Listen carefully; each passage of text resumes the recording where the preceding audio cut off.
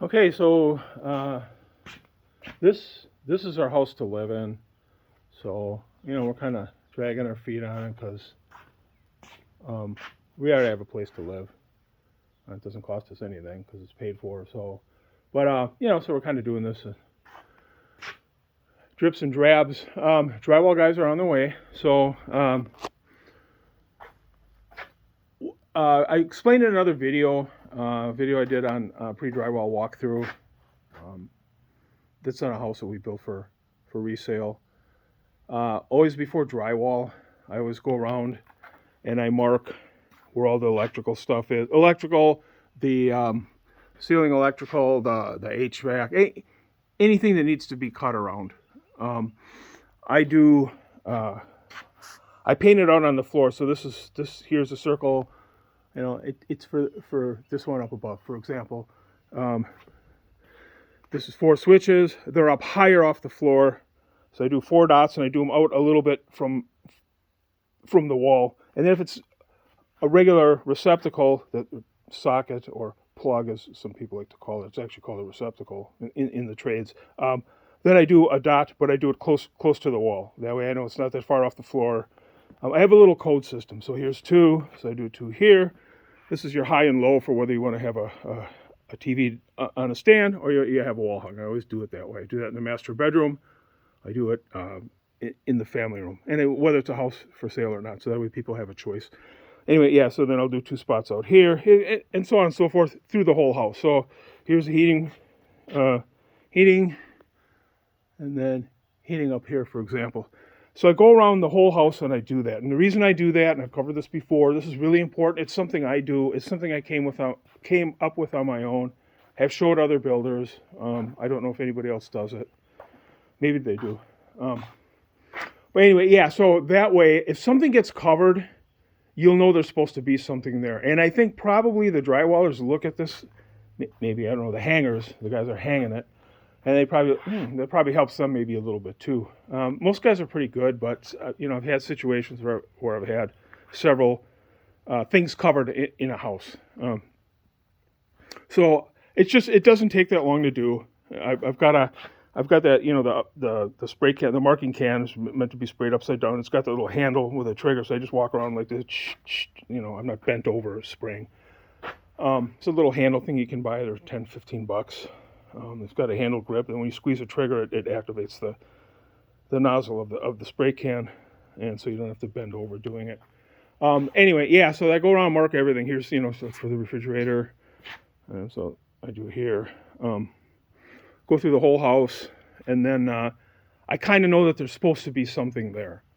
And the reason I do that is so stuff doesn't get covered up. I mean, it's a really important step to do.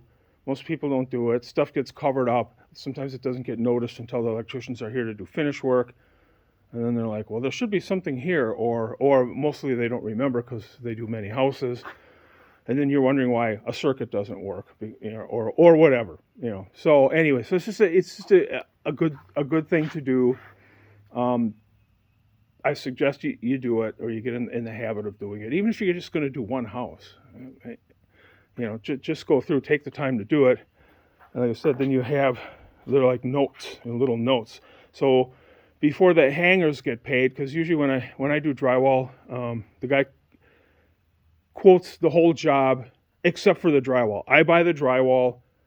He pays the hangers, the tapers, the texture guys, pays for the corner bead, the mud, the nails and screws and all that stuff. Everything but the drywall. That's how I do it. So he pays the hangers. So he'll want to get some of the money after the hangers are done hanging. And so before he's paid, I go around and I check everything. And I make sure I look and I go, okay, is that there? Is that there? Is that there? It takes, again, like 10 minutes to go through the whole house or less. So I make sure that, if there's anything covered up, I know there's supposed to be something there. I know at least reasonably where it is. And then we can address it there instead of trying to call people back or forgetting it completely. So anyway, the other thing I do is I just make sure that all the electrical is according to the plan. Nothing was forgotten. A wire's not connected. All that kind of stuff. And the plumbing, anything related to the plumbing. Actually, the plumbing and the electrical, of course, I actually do that before insulation. Before they do insulation, I do all that kind of stuff because the little stuff gets forgotten or whatever. I mean, I know there's inspection. There's no inspection here. Okay, this is Texas. We're not in a city like Houston or something. So we have voluntary inspection. In other words, you can hire an inspector. Some POAs require, the homeowner associations require it, but it's not a government inspector. It's a little bit different. And that's at the most. Most of the time, there's absolutely no inspection here, which I think most inspection is a waste of time because they never find anything major anyway. And people know how to do their trade. I mean, they don't need somebody hovering over them going, hey, you missed a fastener here or a joist hanger there or whatever. I mean, so the whole thing is, well, I don't want to get into this whole political thing, but, I just think I lived in 3 other states that had inspections, and there's no difference. I mean, houses aren't collapsing here. Everything's the same, and they don't have all that. So to me, it's just another form of taxation. But anyway, so I just go through and make sure everything's where it's supposed to be, because once it's drywall, that's it.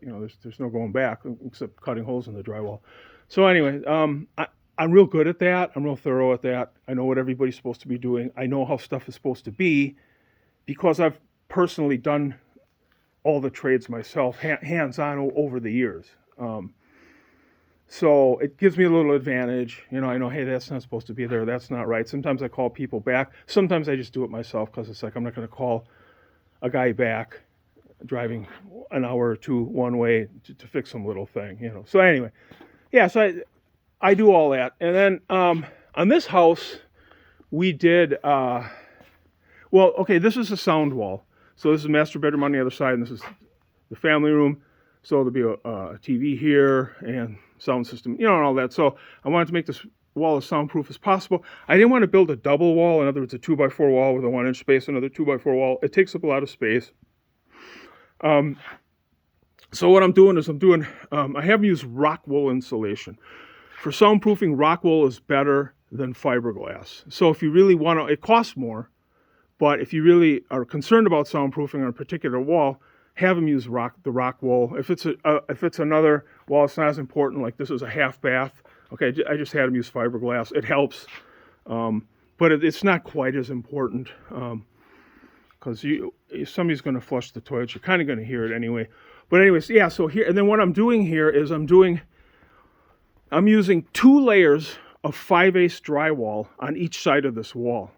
5/8 is denser, it's fire rated, it's not lightweight, so it's much more soundproof than 1/2 inch. It's not just a little bit more because it's an eighth of an inch thicker. It's a lot more because it's denser, it's heavier, it's fire rated. So I'm using 2 layers on each side, and then this. And any wall, so there'll also be this wall, and then inside here, I've got 2 doorways.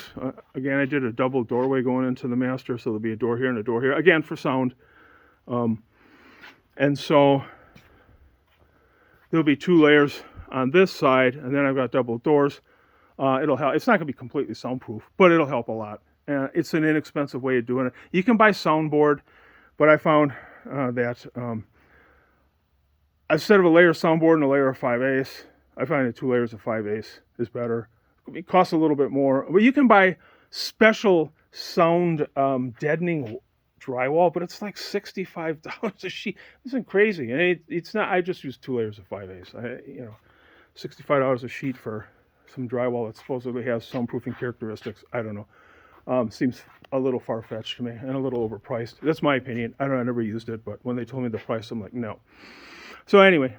Because a sheet of 5/8 is like $20, 4x12. So, and there's a lot of sheets here. I think I counted like 30 some sheets I'll need because this here is the laundry room. I got the same situation. So I had them use this, and then I'm going to do 2 layers of 5/8 on each side here.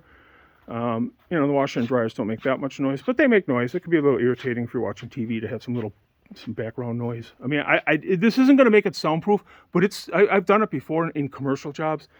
It's quite good, to have 2 layers of 5/8 on each side. Then of course you have to think about your door jambs.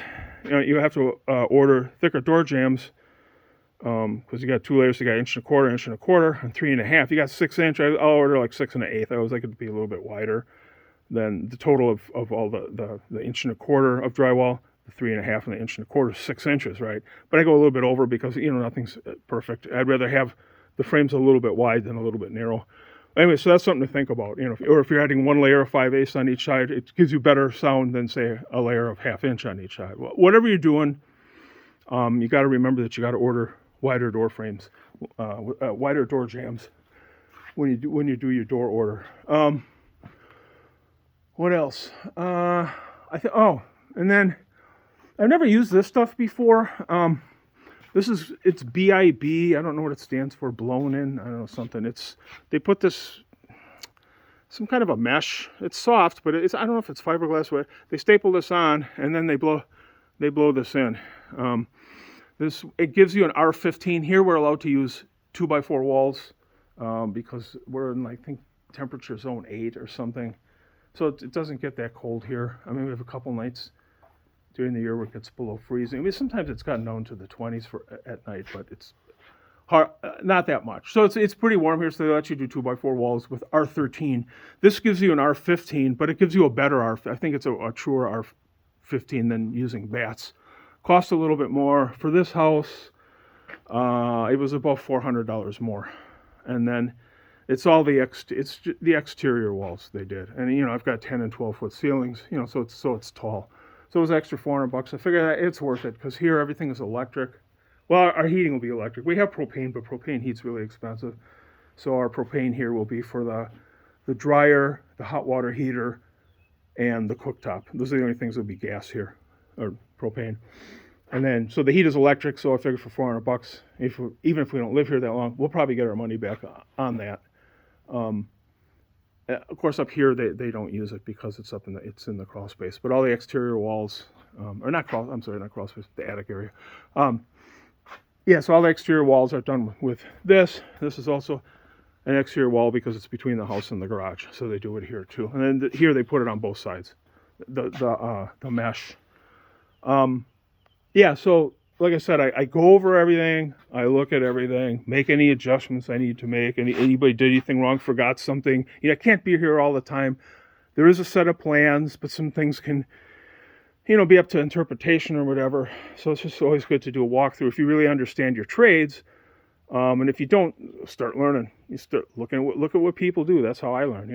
I learned by tearing stuff apart and looking at what people did over the years, or whatever, watching people, asking questions, that sort of thing.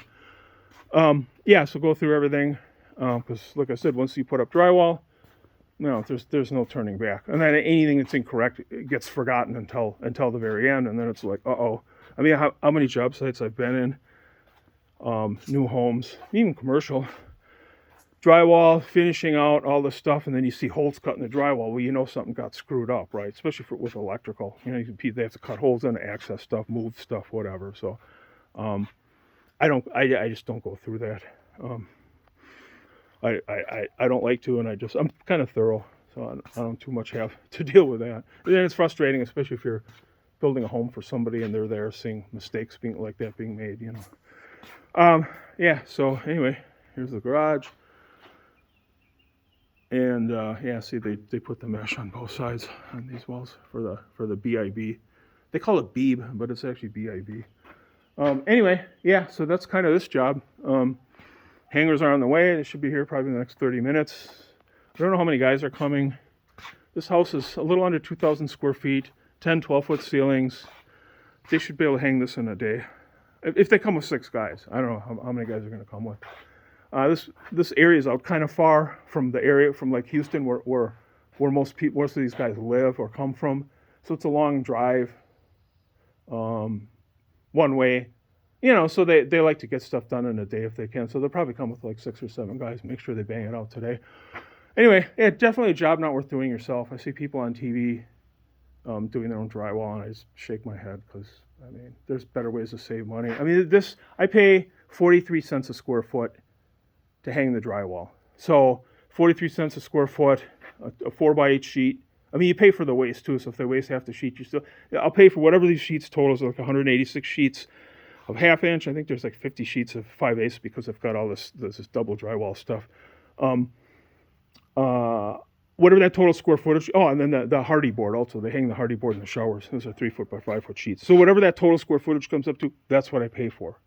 But I mean, it's a couple grand. I mean, do you really want to, you know, do you really want to try to save a couple grand to do a house like this?